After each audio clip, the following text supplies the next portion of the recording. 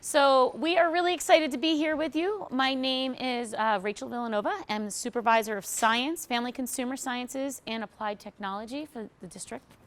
And my name is Mrs. Curtis, and I am the Supervisor for Math, Computer Science, and Business. Okay.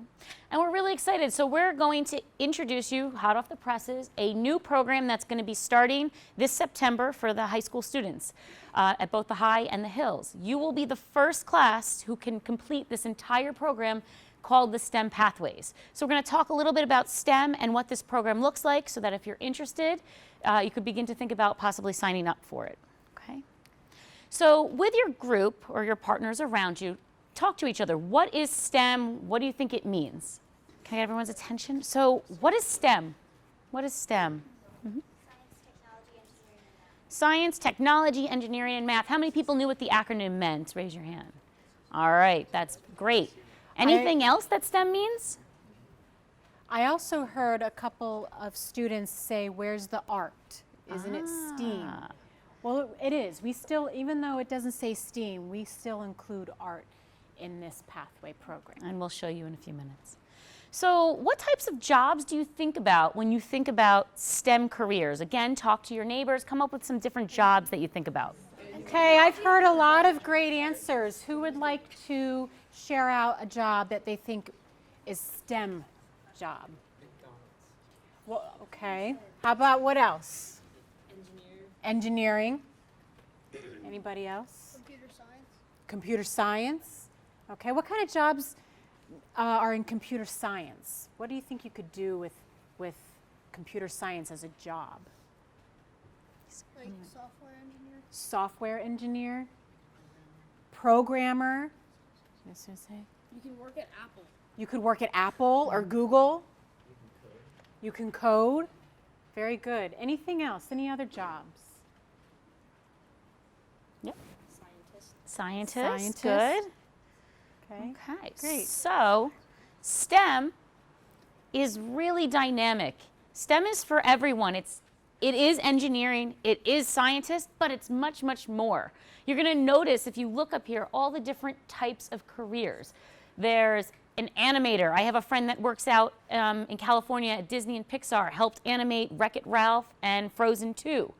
There is graphic design, architecture, archaeology, fashion designer. All of these different careers encompass STEM. There are a lot of jobs out there that require STEM skills that you wouldn't necessarily automatically think are STEM-related jobs. For example, my husband is a police officer and he works in the traffic department. And a big part of his job is to go to accident scenes and investigate. And part of that investigation is he has to do accident reconstruction. So a lot of the things that he needs to be able to do involve geometry skills, trigonometry skills, design skills. They have to draw out the paths of the cars. So that's not something you would normally think as a STEM job, being a police officer, but it does require STEM skills. So I have some statistics for you about STEM jobs. These statistics are from 2013. So in this year, in the year 2020, these numbers are even bigger. There are over 26 million STEM-related jobs in the United States. And believe it or not, half of them, 50% of them, do not require a college degree. Can you believe that? I see a lot of shocked faces like you don't believe that, but it's true. Half of them do not require a college degree. So if you take a look at this diagram, all of those colored blocks in that circle represent a different type of STEM job. There's management, occupations and business, there's healthcare, but the largest one that you see that's boxed off there in blue, that's any job that deals with computers and computing. Okay, that is the fastest growing area in job availability and demand today. That could include a lot of the things that you said: coding, programming, Some other things that I've heard from other students are IT jobs, networking jobs, cybersecurity. That's a big thing right now. With all of our information, our personal information being available online with computers, with credit cards, people are very worried about being hacked and having their information stolen. So that's a really big field in demand right now, is cybersecurity. Okay. So this new program we're calling the STEM Pathways, because we're really here to hear about this new program. We say pathways as plural because there's going to be two pathways that you have the option of taking. There's going to be the regular pathway endorsement or the distinction pathway endorsement. Okay? When we say endorsement, what we mean is if you meet any criteria, you can see the bulleted list up there, if you meet all of the criteria, you will get a special stamp on your diploma upon graduation at high school. There'll be two endorsements, one if you complete the regular and one if you complete the distinction pathway. If you choose to do the regular STEM endorsement pathway, you'll need to take 4 credits of math and 4 credits of science. Normally for high school graduation, you're required 3 of each, so it's 1 extra science and 1 extra math, just a little bit more. You'll also have to take 4 credits of STEM electives, which we'll talk about in a few minutes. You'll have to maintain a GPA of 2.85. Does anyone know what a GPA is? What's a GPA? Like your grade point average. Your grade point average, and what does that mean, grade point average? Does anyone know what that actually means? Mm-hmm. The letter grade you guys converted into a number. Yep, and then we average them all together. So your letter grade is converted into a number, and then we average all of that together. So a 2.85 means about a C+, roughly, okay? Where things start to change, because we want you to get all these skills in the classroom because these skills are really important to these employers. We've been meeting with different companies and they've been sharing with us that they are in dire need of students and employees that have these STEM skills. So what we want to do is have you participate in a minimum of 3 presentations or conferences each year that you are at the high school. That will happen mainly during the unit lunch. In a unit lunch at the high school is a 1-hour block where everybody eats together, all the 9th through 12th graders. It's different because here you guys have your 6th grade lunch, your 7th grade lunch, and 8th grade lunch. There, everyone is combined together. So during those time periods, we're going to try to offer opportunities for you to attend these presentations and conferences. Maybe Bayer, the pharmaceutical company, comes in. Maybe Bristol Myers Squibb. And then they start to talk to you about the different opportunities within their companies, the different skills. Maybe they do some activities with you so that you can gain more experiences outside of the classroom, not just within the classes that you take. Finally, you'll be needing to join a STEM extracurricular club every year that you are at the high school, again, to gain more experiences and just have a wider knowledge of what skills are involved in these career paths. Okay, so again, this STEM Pathways program is all about providing you with choice. And if you choose to challenge yourself, you can try to work towards a distinction endorsement on your diploma. Now, in order to do that, you're going to have to meet some more criteria pieces. You still have to have 4 full years of math, 4 full years of science, but in addition to that, you have to have at least 1 AP science course and 1 AP math course. Do you know what that means, an AP course? Yes. It means advanced placement. And do you know what the benefit is? What's the reason to take an advanced placement class? You can get credits for college through those courses. So if you take an AP Math Science course, if you do well and you prepare and take that AP exam, you could earn college credits for those classes that you take at the high school. Okay? So in addition to that, you will also have to make one of your STEM elective classes a computer science or technology class. Okay? And this last bullet, I think, is the most exciting piece of the distinguished pathway. In order to get that endorsement, you will have to participate in either an internship or you will have to design and implement a community impact project. Do you know what an internship is? Yeah. I think it's like you work but you don't get paid. You work but you don't get paid. That's part of it. That's true. But that's not the point. The point of an internship is to work with a business for this program that's STEM related so that you can get experience in that field and you can understand what it really is like to have a STEM career and gain those skills and get some advantages towards deciding what you want to do with your future, whether it's work or college. How about a community impact project? What do you think that is? A community impact project.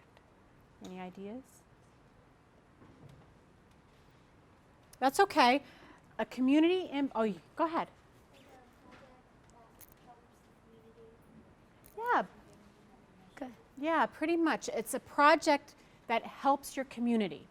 And it could be your high school community, it could be at the school, it could be in your neighborhood, something that helps where you live, or it could be a project that helps on a more global aspect.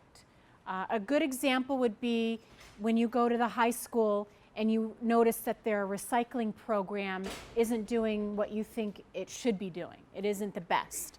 And you come up with an idea or a plan to improve that recycling program, and you actually implement it. That's what an impact project would be. All right. So at the beginning, we had said that there are STEM electives that you need to take, 4 credits worth, which is 1 course a year roughly while you're at high school. What I want you to do is I want you to talk to your neighbors, and I want you to look at the list, and I want you to make some observations. Make 1 or 2 observations that you notice that might maybe shock you or you find interesting, okay? Talk to your neighbors, see if you could figure things out. There's a few things. There's only 3 things in the art category. So it's not every art class that applies. So there are a lot of art electives that you can choose when you go to the high school. But the art classes that apply to the STEM pathway program are the art classes that have connection to technology. Okay? What else do you notice? AP classes are electives. AP classes are electives. That is right. You are not required to take an AP class. They are things that you can choose to do. Okay? I know over here I heard someone say they were shocked to see that some of the applied technology courses are up there, but what happens is you're engineering, you're designing, you're using machinery, you might be drafting something on the computer, so they integrate all 4 components of STEM. When you look at this list, do you feel that you need to be a math or science whiz to be part of this program? What do you think? No? I'm seeing a lot of head shaking. No? There are a lot of other options in the computer, the art, and the applied tech. There's actually 17 elective options that are not solely just in the science or math department. So STEM is for everyone. Explore the different categories. Explore your interest to see maybe a path that you might want to take going forward. I want to talk about that middle column, the computer science and technology column, specifically the last 3 bullets. Those 3 classes are brand new starting next year. So no students before you have had this opportunity. Those 3 classes are a sequence. They're networks is the first class, switching, routing, and web essentials is the second class, and then cybersecurity is the third class. Those 3 classes are sequenced together and will provide you with the skills to earn a technology certification. We've partnered with a company called Cisco. Have any of you heard of that company before? You have? Yeah, you have? What have you heard about it? What do you know? It's a technology company. So we've partnered with the company Cisco to provide this certification program that if you take those 3 classes in high school and at the end of the 3rd class take their certification exam, it will give you a certification that will allow you to get a high-paying technology networking job, an IT job right out of high school. So remember a few slides back when I said 50% of the STEM jobs in the United States do not require a college degree? This is why, because we have other ways of getting the skills that you need for STEM careers. And what's really nice about this program is the types of jobs you can get with this certification pay really well. There are networking IT jobs that you can get right at a high school that start between the $50,000 and $60,000 range for an annual salary. And believe it or not, that's the same amount that someone that went to 4 years of college and got a bachelor's degree will probably start out making. So it's equivalent to a bachelor's degree without having to actually have a bachelor's degree. And what's also so great about it is if you decide to take these courses and you want to go to a 4-year college, this is going to give you that background knowledge to help make you more successful in those computer classes that you might take at your 4-year or 2-year college. Okay? Additionally, if you're going to college and you have to work through college, if you get this certification, you can get a high-paying job to help pay your way through college as well. So you're kind of setting yourself up for success, whether you're going into the workforce or you're going on to another higher level institution. We've been talking a lot with technology colleges, specifically with NJIT. Have any of you heard of NJIT? Yeah, this is our technology school right here in New Jersey. And they offer a degree in cybersecurity. So if you know that that's something that you might be interested in, those 3 classes would really set you apart from other students for that degree at a tech school. Okay. All right. So we've talked about how this could set you up for the workforce, it could set you up for colleges, and what we also want to share with you is we've talked with college admissions. We sent out a survey to about 50 different colleges and asked them, would participation in the STEM pathways set our students in Parsippany apart when they're applying to their school? The answer was an overwhelming yes for most institutions. We put some of the quotes that we got from some of the schools up there for you. Ithaca, NJIT, Drew University, Towson all had positive responses. They like how it shows focus. They like how it shows that they'll challenge themselves, and that most importantly, students are developing these really important STEM skills so that they can be successful within their institutions and in the workforce. So what we're going to do is we're going to pass out a packet to you guys. It's with the information that we just shared with you, as well as the application. We'd like you to look at it, and we're going to do a little bit of a Q&A, answer any questions you might have. All right, so what we would like to do is answer, even though you haven't asked, some questions that we've received over doing this presentation a few times, just to give you a little bit more information.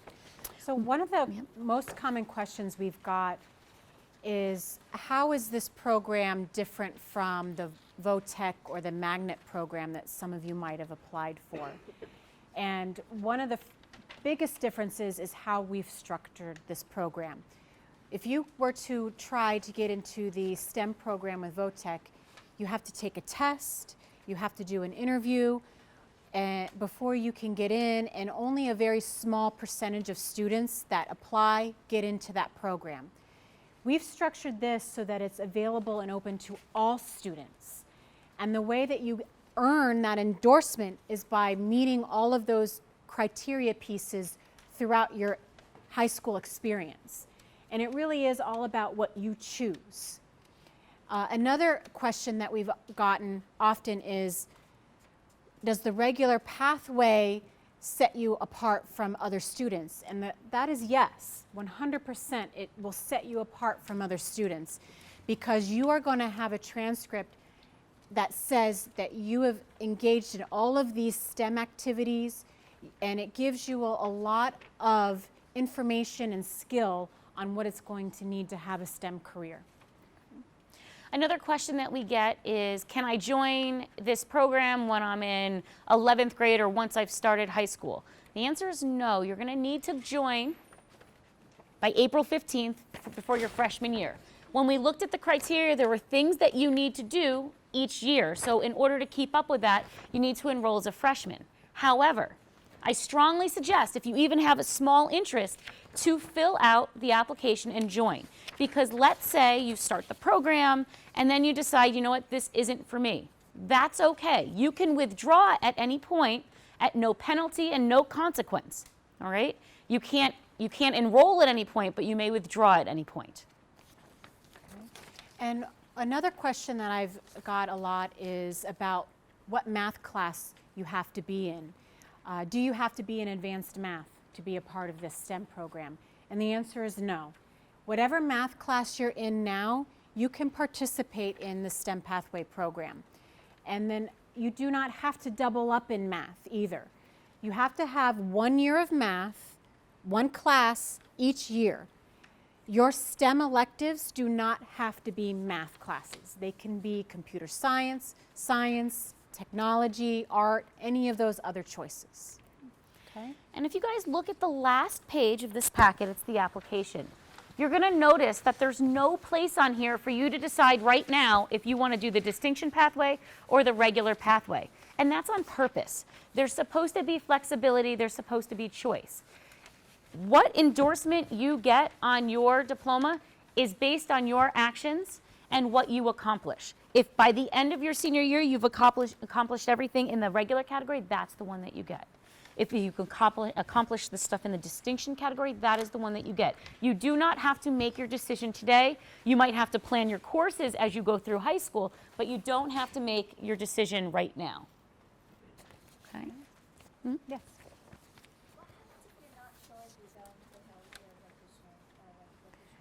So the question was, what happens if you're not sure if you're going to stay and go to the Hills or if you're going to go to VOTEC? And the answer is you should still apply. Because if you don't apply, you're not going to be able to get in afterwards.